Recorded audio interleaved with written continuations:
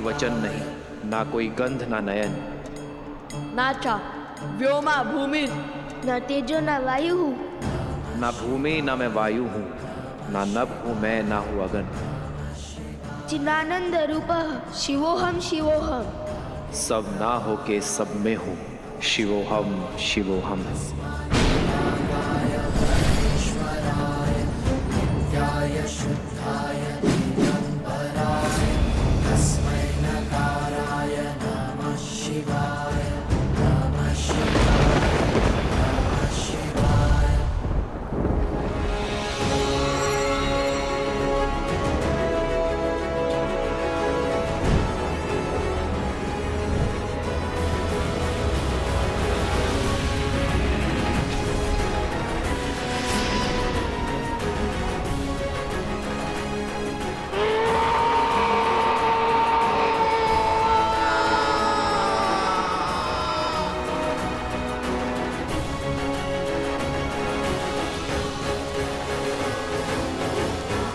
पुत्रों,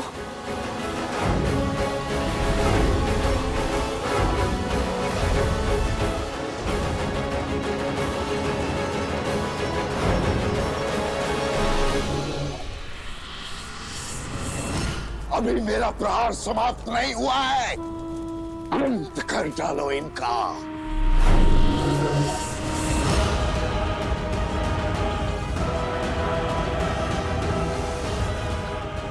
आक्रमण!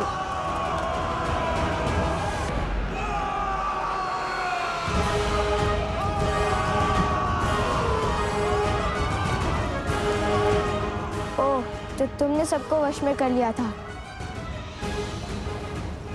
माता, ये तो दोषी है, इन्हें तो मारना ही होगा। नहीं पुत्र, मारने से स्वयं पर दोष चढ़ता है और वध करने से उनका उद्धार होता है। तो इन्हें मारो नहीं, इनका उद्धार करो। अग्निअस्त्र।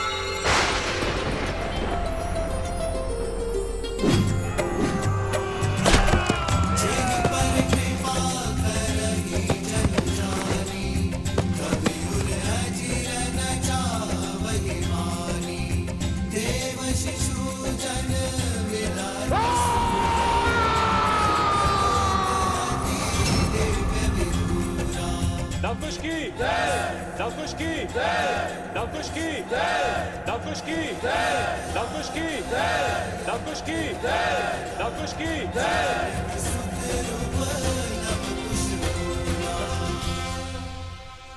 मुझे क्षमा करे देवी।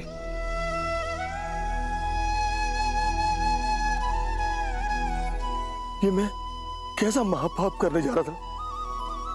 राम राज्य की परिकल्पना को ध्वस्त करने चला था, एक नारी की हत्या करने जा रहा था। ना जाने किस माया, किस शक्ति की चपेट में आ गए थे हम।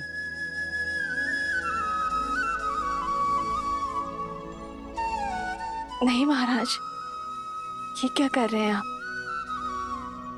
जो भी हुआ उसमें आपका कोई दोष नहीं था। हाँ, आप और आपके सैनिकों पर उन असुरों ने माया की थी, किंतु चिंतित ना हो, अब आप उस माया के पास से बच चुके हैं। ये द्वंद्व हार गए तो क्या हुआ? वो अश्व तो अब तक हमारा बंदी बन चुका होगा। बानासुर शुभ समाचार के साथ आता ही होगा। महाराज, आओ बानासुर, आओ, मुझे तुम्हारी ही प्रतीक्षा थी।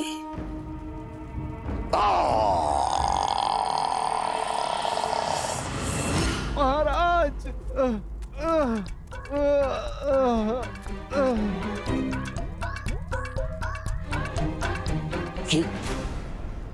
ये क्या दशा बनाई है? और आशु कहाँ है? वो हनुमान वहीं था महाराज।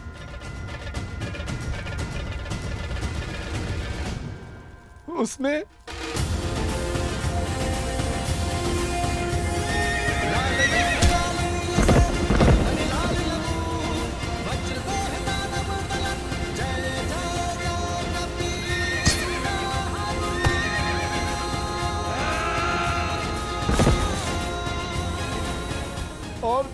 बहुत जोर से मारा महाराज।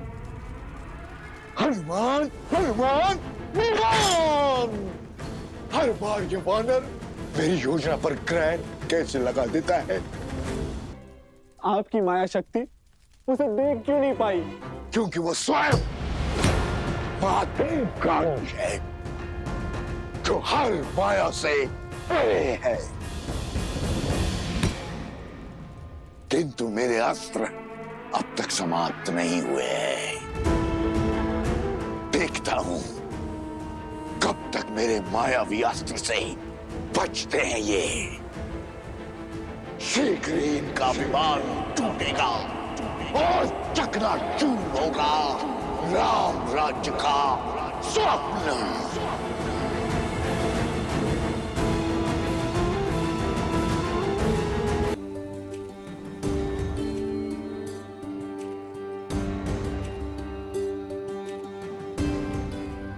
भूख अत्यंत विचलित कर रही है। भोजन आरंभ करें अनुज।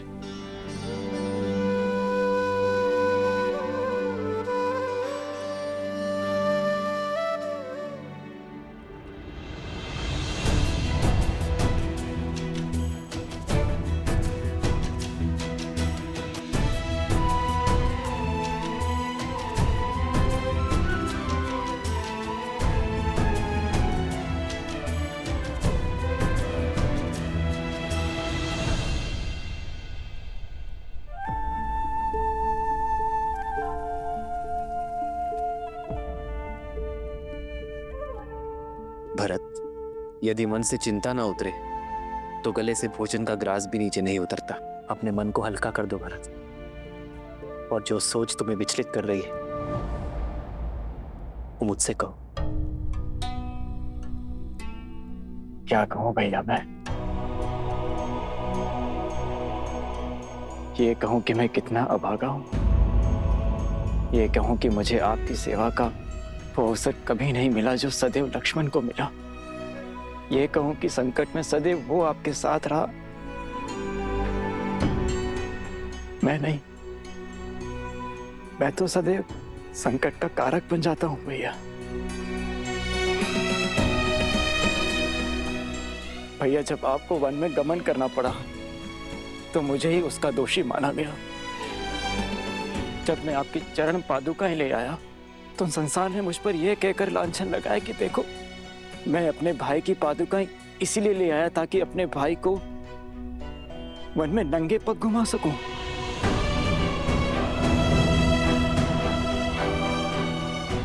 और मेरे कारण मेरी सीता भाभी माँ को न जाने कितने माह तक उस दुष्ट रावण की बंदिनी बनकर रहना पड़ा।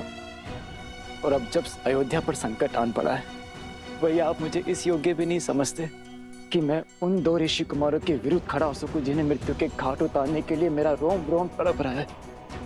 अपने दोनों भाइयों के अचेत शरीर मेरे नेत्रों के सामने छाए रहते हैं भैया। ये पीड़ा मैं अब और नहीं सह सकता। मैंने लक्ष्मण को रोका, उसे समझाया कि उन दोनों बालकों से सौम्य रहे, किंतु उसने मेरी एक न सुनी। किंतु देखिए लक्ष्मण कैसे मूर्छित हुआ पड़ा है भैया। मैं तो उनसे लड़ने भी नहीं जा सकता क्योंकि मेरे भैया ही मुझे योग्य नहीं समझते। हुआ ना मैं अभागा।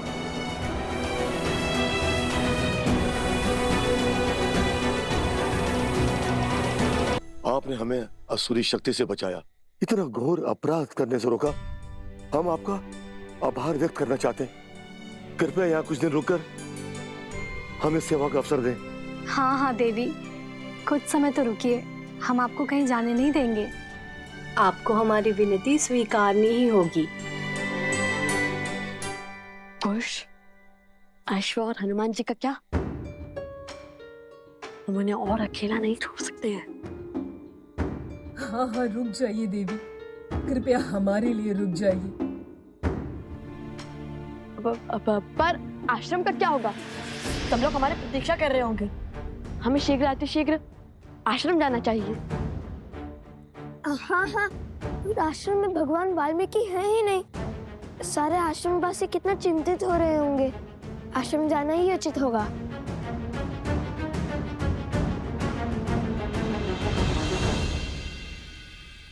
कैसे सोच लिया तुमने भरत?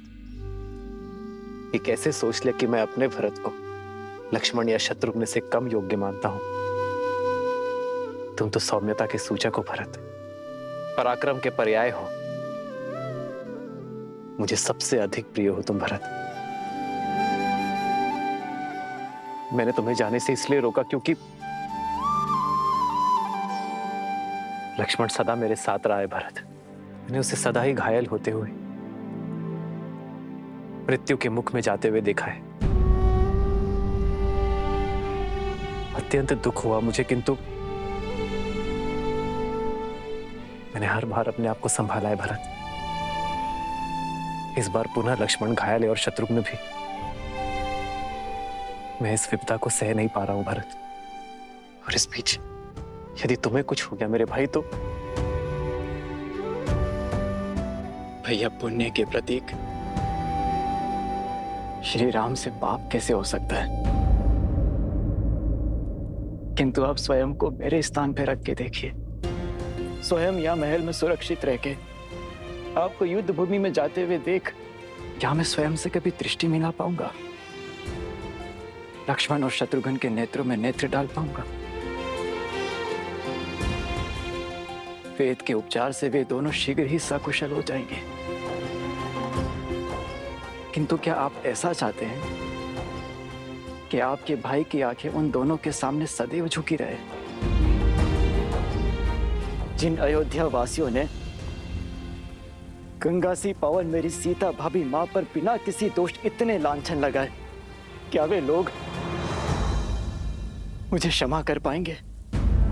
क्या वे लोग ये नहीं कहेंगे कि देखो, दो भाई तो अपने बड़े भाई के साथ कंधे से कंधा मिला करके लड़े, किंतु भरत अपने हाथ पर हाथ रखकर बैठा रहा, वो कुछ न कर सका।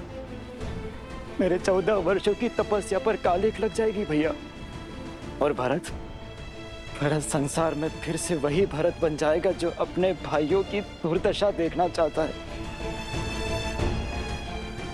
और तब क्या कहेंगे आप भैया? क्या मेरे मान पर आप ये वार सह पाएंगे?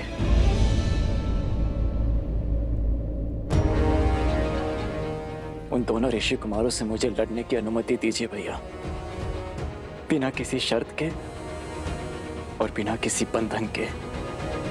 अपने भाइयों पर प्रहार करने का उन्हें दंड देने दीजिए मुझे।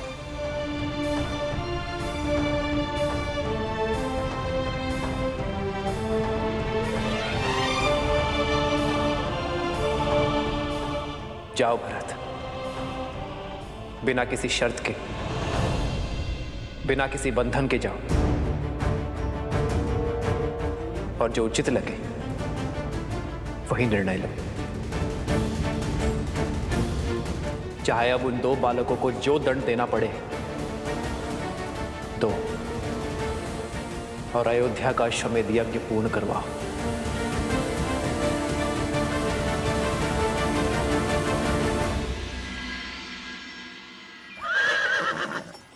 भैया, अब क्या करेंगे? राजा धनेमली ने हमें रथ देकर सहायता तो कर दी, किंतु साथ ही साथ संकट में भी डाल दिया। यदि ये रथ लेकर सीधे मार्ग से आश्रम की ओर गए तो अश्व और हनुमान जी माता को दिख जाएंगे। अरे मैं तो कब से वही सोच रहा हूँ कि हम लोग इस अश्व का मार्ग कैसे बदलेंगे। क्या हुआ? कुछ नहीं।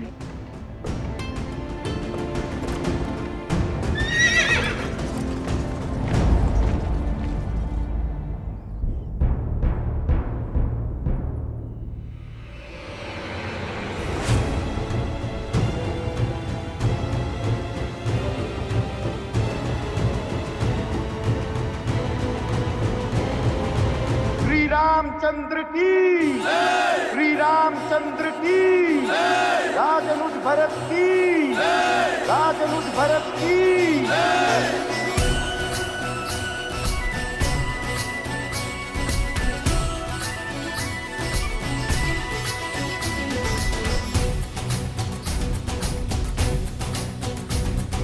विजयी भव।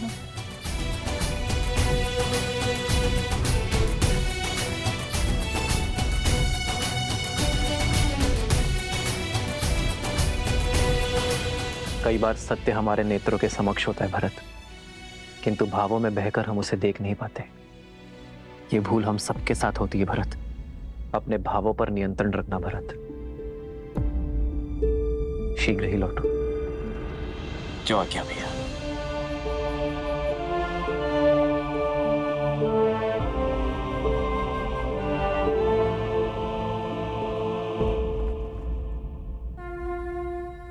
विजयी भव।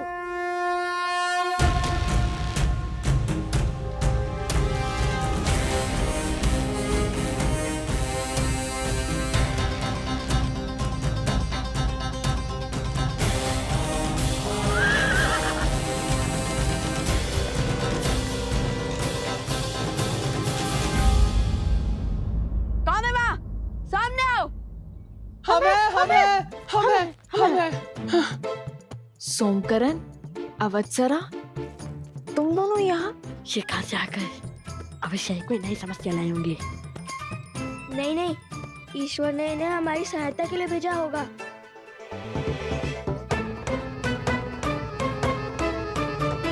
सोमकरण, अवत्सरा, क्या कर रहे हो तुम दोनों यहाँ? और ये वृक्ष कैसे गिरा? भैया, इसे काट देते हैं, इससे मार्ग अवरुद्ध हो जाएगा। नहीं, हम अपने काम को सार्थक करने के लिए प्रकृति को हानि नहीं पहुंचा सकते।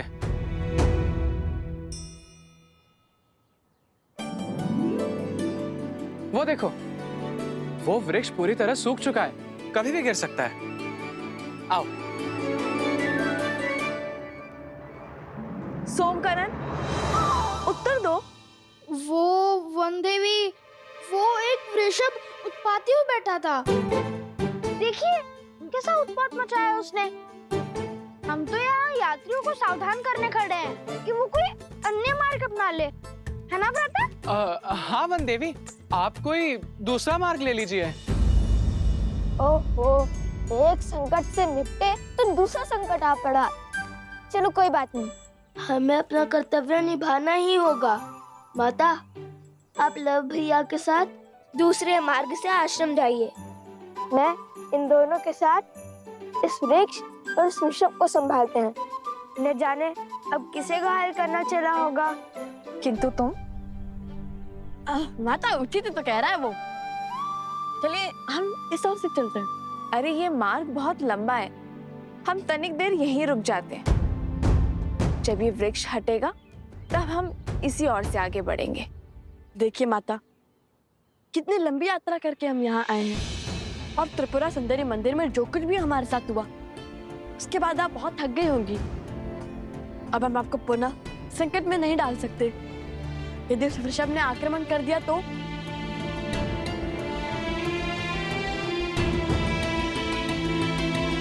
ठीक है, चलो। और तुम सावधान रहना और शीघ्र ही लौट कर आना। मुझे तुम सबकी प्रतीक्षा रहेगी। निश्चिंत होकर जाइए माता, हमारे पास सोमकर्ण है ना। यदि बैल आया, बैल के आगे इसे खड़ा कर देंगे। संसार में इससे बड़ा बैल और कोई नहीं है।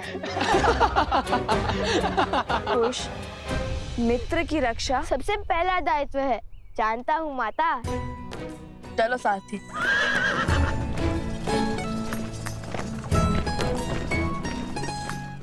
अद्भुत, आज तो बचा लिया आप दोनों ने। यदि रथ इस मार्ग से जाता तो अश्व और हनुमान जी दोनों माता के सामने होते और फिर उनकी डांट से तो श्री राम भी नहीं बचा पाते। संकट से बचे है अपने गुरुपुत्र। संकट अभी शेष है कुश। वन देवी को आश्रम जाने से रोकना होगा, क्योंकि लक्ष्मण जी ने आकर सबको बता दिया है तुम दोनों ने अश्वमेध यज्ञ का अश्व पकड़ लिया है। उन दोनों बालकों ने जो किया है वो राजद्रोह है। कल सूर्यास्त तक लवकुश ने अश्वमेध यज्ञ का अश्व नहीं लौटाया तो उन दोनों के साथ जो कुछ होगा उसका उत्तरदायित्व राजा राम का कदापि नहीं होगा। हाँ, और सभी को ये भी पता है कि तुमने लक्ष्मण जी और उनके भाई को मूर्छित कर दिया है। इसी कारण गुरु माँ ने भारद्वाज ऋषि को भी बुला लिया। एक संकट से बचकर दूसरे संकट में ढकेल दिया तुम दोनों ने। चलो शीघ्र चलो, हमें माता से पहले आश्रम पहुंचना होगा। क्या हुआ? चलो पहले इस वृक्ष को तो हटाए। माता को तुम दोनों की सहायता का वचन दिया था मैंने, उनसे असत्य तो नहीं कह सकता मैं।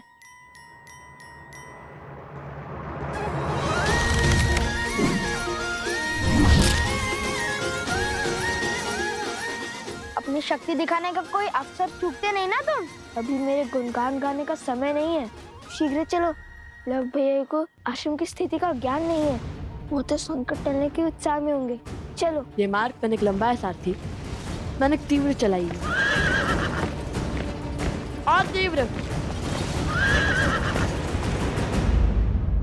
बहुत घोर अपराध हुआ है लवकुश से। जाने ही पाप कैसा दंड लेकर आएगा गुरुदेव।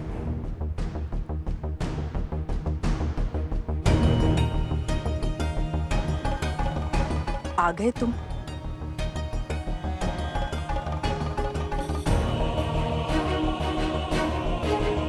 कुश, तुमने और लव ने इतना बड़ा अपराध क्यों किया? अश्वमेघ यज्ञ के अश्व को पकड़ा और अयोध्या के राजकुमारों को मूर्छित कर दिया, और ये सब बात तुमने हम सब से छुपाई क्यों? हम राजा राम के राज्य में रहते हुए उनसे शत्रुता कैसे ले सकते हैं? ये राजद्रोह है। हमने भगवान वाल्मीकि जी को संदेश भेज दिया है। जैसे ही तुम्हारी माता श्री आएंगी, हम उनसे बात कर अश्व छुड़वा देंगे। हाँ, और तीव्र चलाइए सारथी। हम भगवान वाल्मीकि जी के शिष्य हैं, और उन भगवान वाल्मीकि जी ने हमें सदा सत्य के मार्ग पर चलना सिखाया है, अपने कर्म को निडर होकर करना सिखाया है। अब आप भी बताइए, जिन राजा राम को हम पूछते हैं, उन्हीं राजा राम ने अपनी पत्नी के त्याग का महापाप कर दिया। जिनके लिए राजा राम ने राम सेतु बनाया, लंकापति का अंत किया, जिनके साथ की लालसा में माता सीता ने स्वयं अग्नि परीक्षा दी, उन्हीं माता सीता को स्वयं से दूर कर दिया। क्यों? ये प्रश्न हमें विचलित कर रहे थे।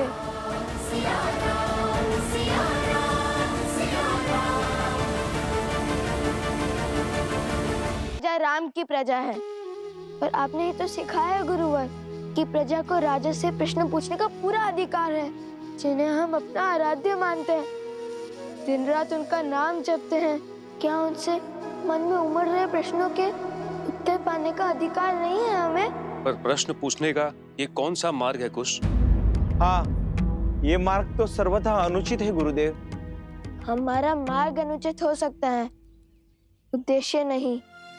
श्री राम और माता सीता को एक करने का प्रण लिया है हमने, और इस उद्देश्य की पूर्ति के लिए वो अश्व तो नहीं छोड़ेंगे हम। अन्याय हुआ है सीता माता के साथ, और हम उन्हें न्याय दिलवा कर ही रहेंगे। और अन्याय के विरुद्ध ध्वनि उठाना इसी आश्रम में सीखा है हमने। यदि आपको लगता है कि हमने कुछ अनुचित किया है, तो क्षमा कर दीजिए, किंतु यदि हमारे प्रण में तनिक भी न्याय दिखा, तो आप सबसे केवल एक ही विनती है मेरी, जब तक भगवान वाल्मीकि जी नहीं आ जाते, तब तक माता से कुछ मत कहिएगा। गुरुवर भी जानते हैं कि उनके लवकुश कुछ भी अनुचित नहीं कर सकते। एक बार गुरुवर आ जाए, फिर वो जो कहेंगे हम करेंगे। त्रिकालदर्शी हैं वो, भला उनसे क्या छुपाए।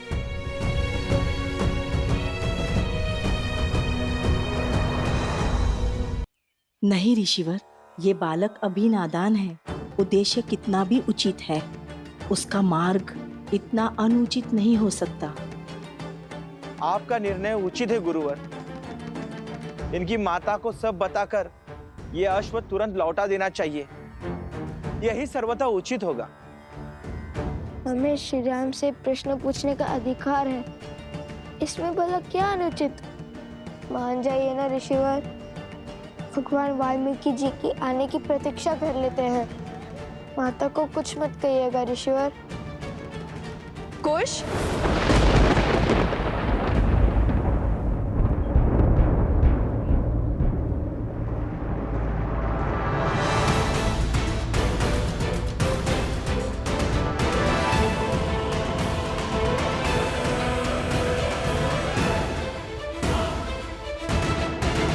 माता को अश्वमेध के अश्व और युद्ध के बारे में कुछ मत कहिएगा। कुश,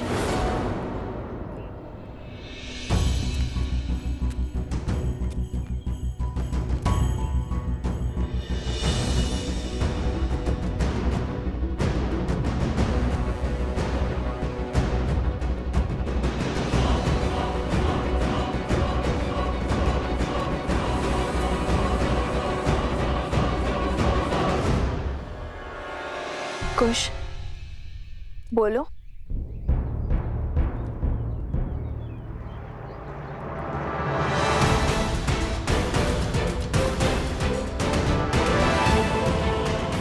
कुश, बोलो क्या हुआ? वन देवी,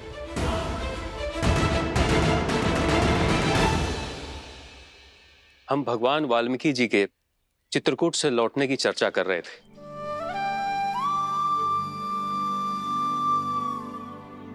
अच्छा,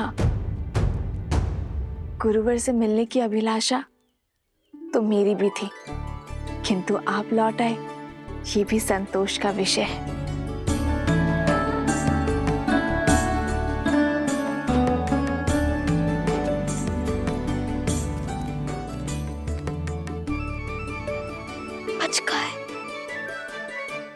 वैसे कुश, तुम इतने शीघ्र कैसे पहुंचे?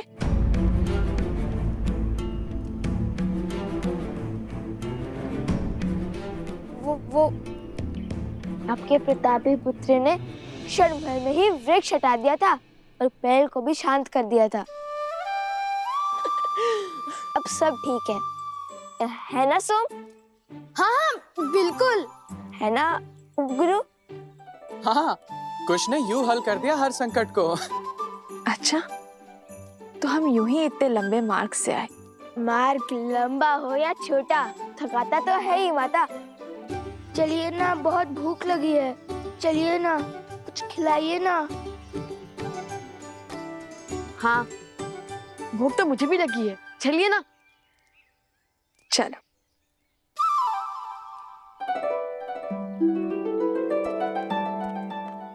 भैया, मैंने तो केवल धनुष उठाया, बाण साधा और ये किया, और उससे पेड़ खत्म हो गया। ना जाने किस माया, किस शक्ति की चपेट में आ गए थे हम।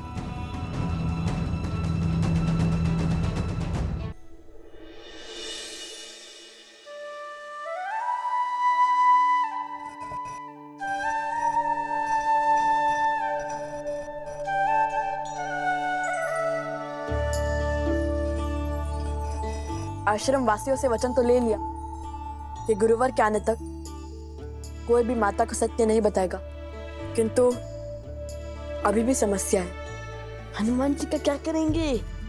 भूख तो उन्हें भी लगी होगी ना। क्या सुगंध है, आज तो आनंद आ जाएगा। कुश, कितने स्वार्थी हो तुम। मुझे हनुमान जी की चिंता हो रही है और यहाँ तुम भोजन के सुगंध का आनंद ले रहे।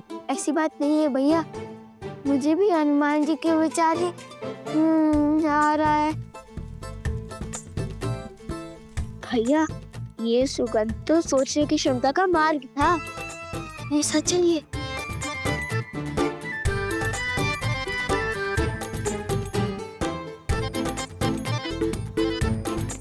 अरे कुश, रुको।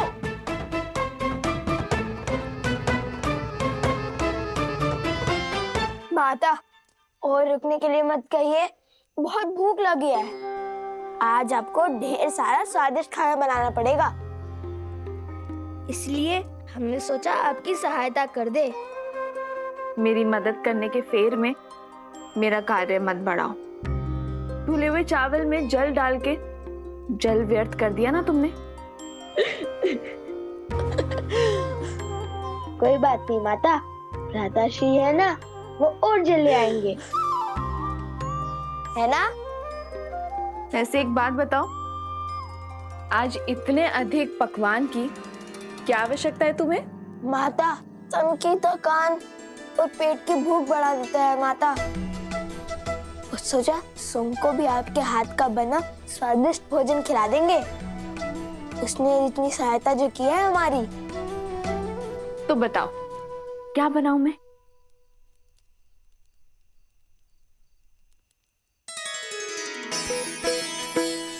माता, मुझे तो अनेक वस्तुएं प्रिय हैं, जैसे कि खीर, मालपुआ, दही, मक्खन, केले, लड्डू। हाँ माता, जैसे खीर, मालपुआ मालपुआ। अत्यधिक परिश्रम तो किए तुम दोनों ने, तो उसके लिए 2 गुना फल तो मिलना ही चाहिए। मैं दोनों बनाती हूँ।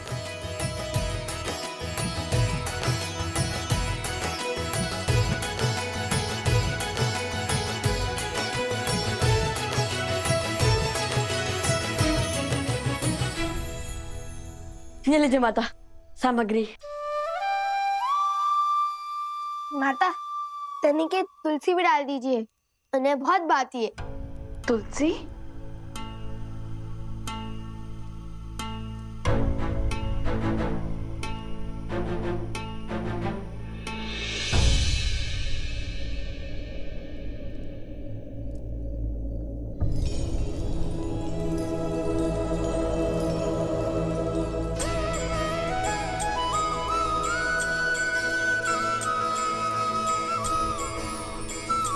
ठीक है, डाल दूंगी। अब तुम दोनों यहाँ से जाओ। मेरी सहायता करने से अधिक हुड़दंग मचा रहे हो। चलो जाओ।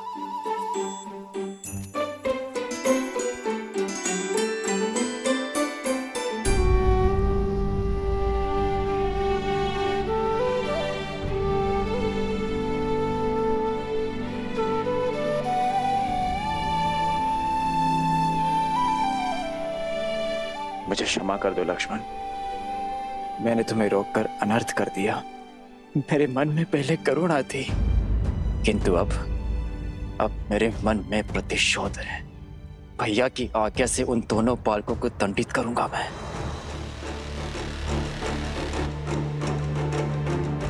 सूर्य की पहली किरण के साथ हम प्रस्थान करेंगे।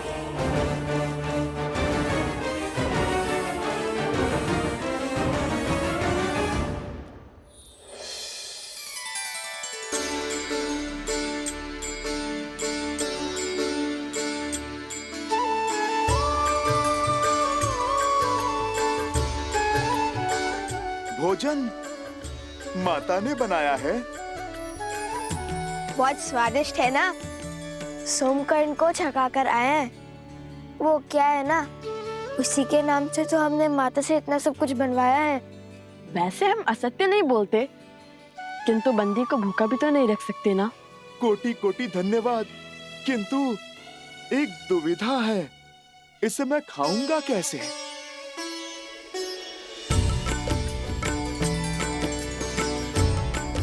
हम है ना, यदि आपको कोई संकोच ना हो तो हम दोनों आपको अपने हाथ से खिला दे।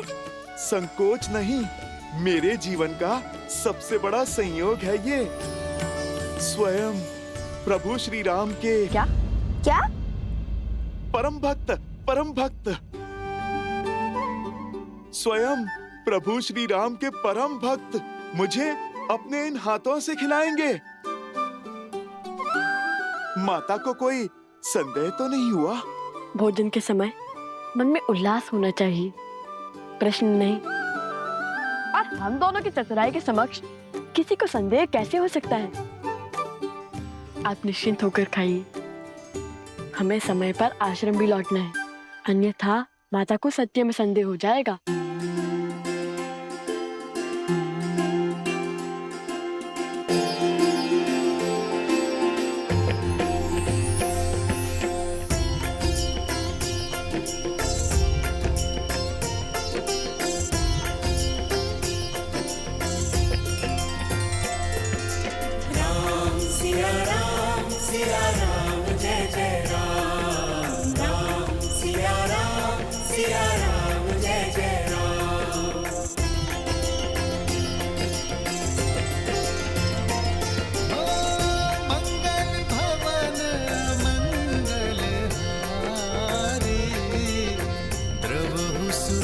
अजर बिहारी।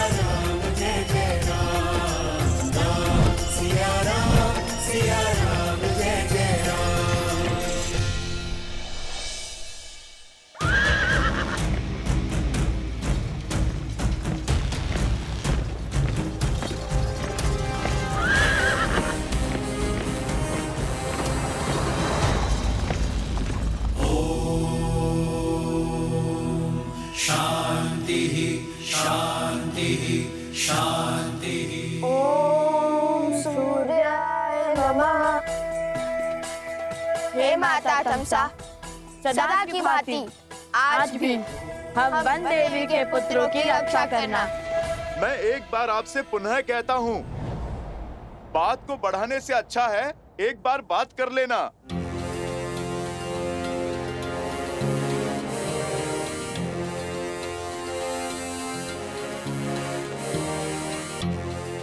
बातचीत से हर समस्या का समाधान संभव है। लक्ष्मण भैया के घाव मेरे प्रभु को पीड़ा दे रहे होंगे। यदि वो यहाँ पधारे और आप दोनों के कारण उन्हें कुछ हुआ तो स्मरण रहे, आप ना भगवान का क्रोध झेल पाएंगे और ना ही इस भक्त का।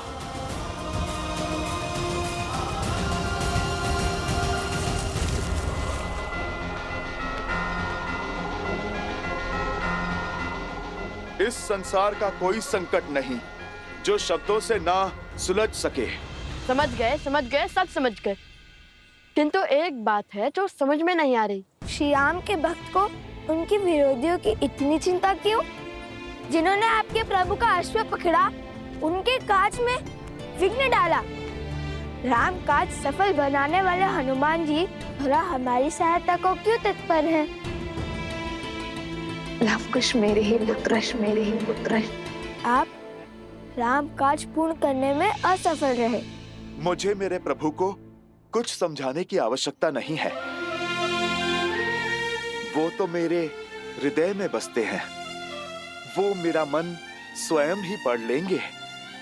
किंतु आप दोनों को अब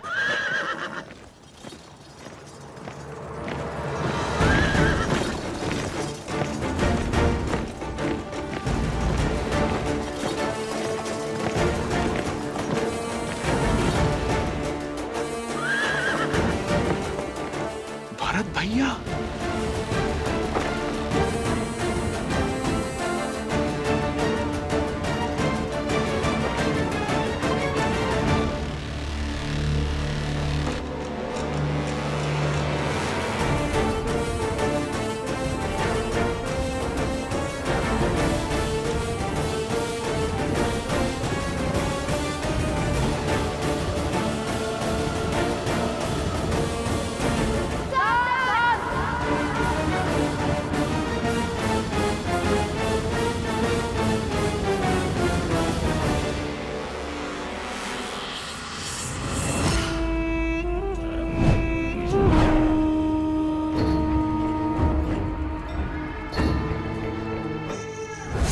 ये द्वंद्व नहीं,